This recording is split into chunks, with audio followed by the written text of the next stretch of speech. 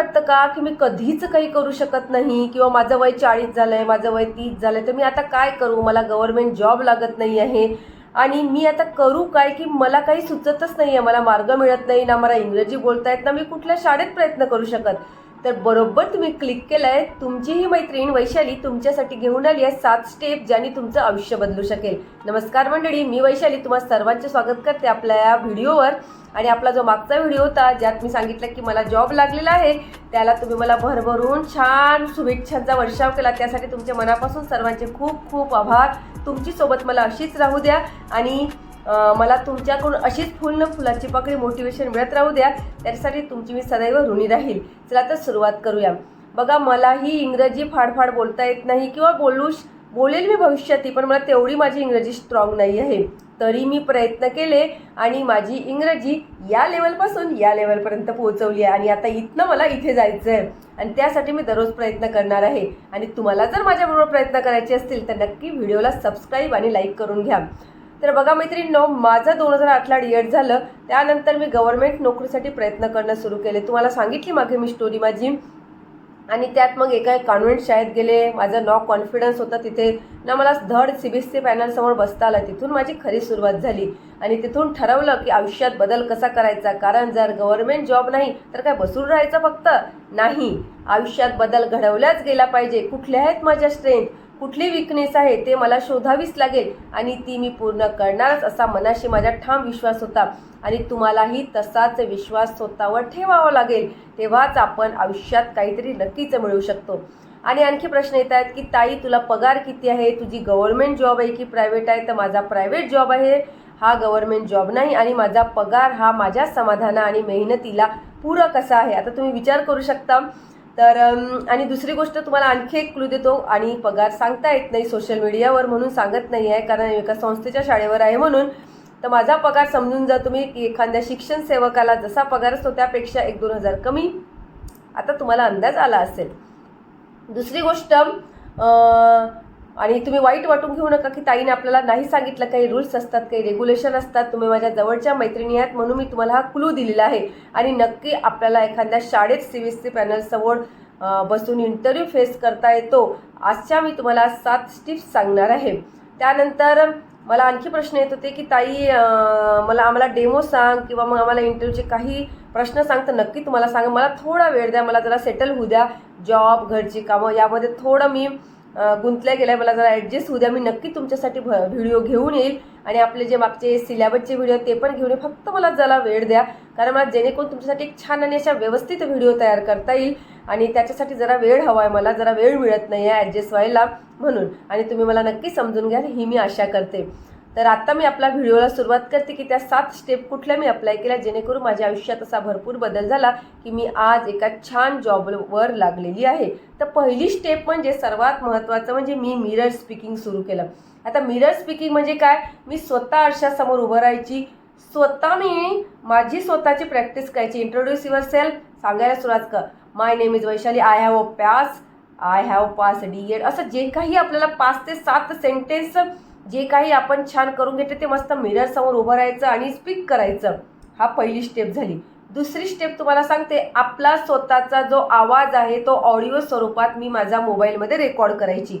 आता तो कसा करायचा, तर आपल्या मोबाईलमध्ये ऑप्शन असतं रेकॉर्डिंगचा. स्वतः कशी बोलते, कुठे चुकवते, कुठे पॉज घेते, माझं कुठे अडकडतंय, माझा कॉन्फिडन्स कुठं लो होतं हे स्वतः शोधायचं. आणि हे आपल्यापेक्षा आपल्या चुका कोणीच दुसरं शोधू शकत नाही. ते आपण स्वतःच आपल्या ज्या विकनेस आहेत त्या शोधू शकतो.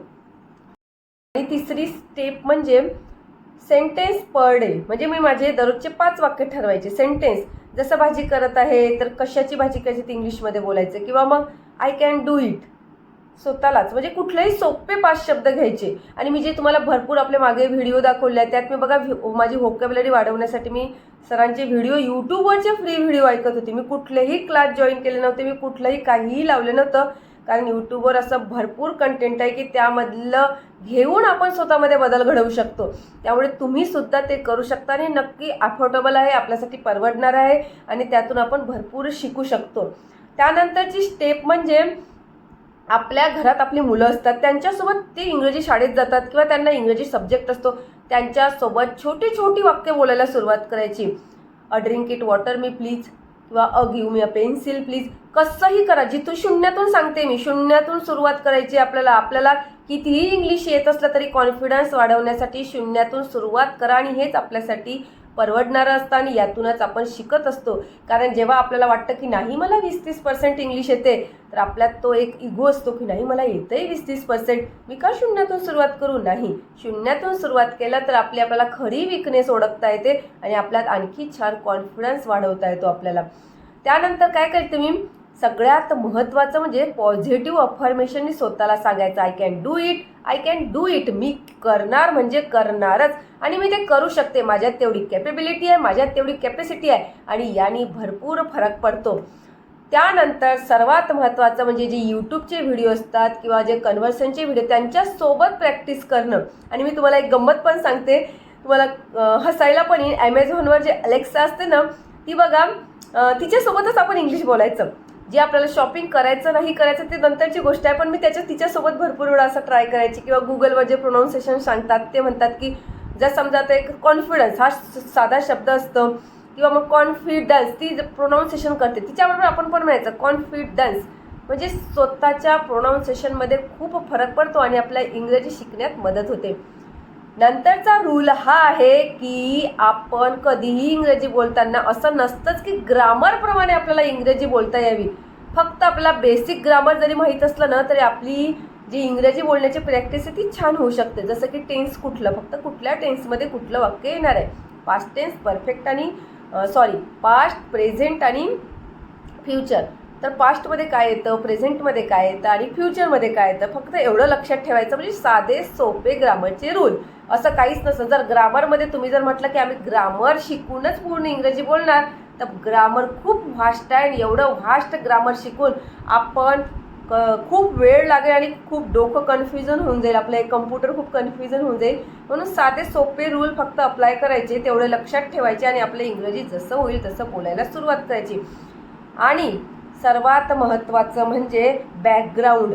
जेवढं बॅकग्राऊंड म्हणजे इंग्रजी न्यूजपेपर, इंग्रजी न्यूज, इंग्रजी हेडलाईन्स जेवढं बघू, जेवढं ऐकू, कारण रीडिंग, स्पीकिंग, वाचण्याने, लिहिण्याने आपण स्वतःमध्ये बदल करत असतो. कारण मराठी आपली मातृभाषा आहे ना, मग मराठी मातृभाषा असल्यामुळे आपण काय तिला शिकलोच का, आपण ऐकलं, आत्मसात केलं म्हणून आपल्याला मराठी छान बोलता येते. तसंच इंग्रजीचं असतं, जेवढं ऐकू, जेवढं लिहू, जेवढं कन्व्हर्सेशन करू तेवढं छान इंग्रजी होतं.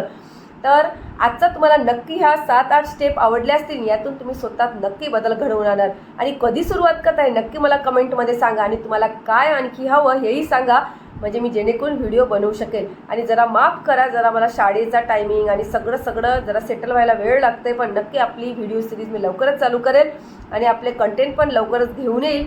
त्यासाठी चॅनलला नक्की सबस्क्राईब करा आणि स्वतःला मूवमेंट करा, स्वतःला पर्सनली डेव्हलप करा, स्वतःला ग्रोथ करा, जेणेकरून कधीही आपण आपलं वय झाली म्हणून थांबायचं नाही, शिकत राहायचं. चला तर भेटूया पुढील व्हिडिओमध्ये. तोपर्यंत स्वतःला एवढं डेव्हलप करा की ह्या 7 स्टेपमुळे तुमच्यात काय बदल झाला हे नक्की मला पुढील कमेंटमध्ये सांगायला विसरू नका.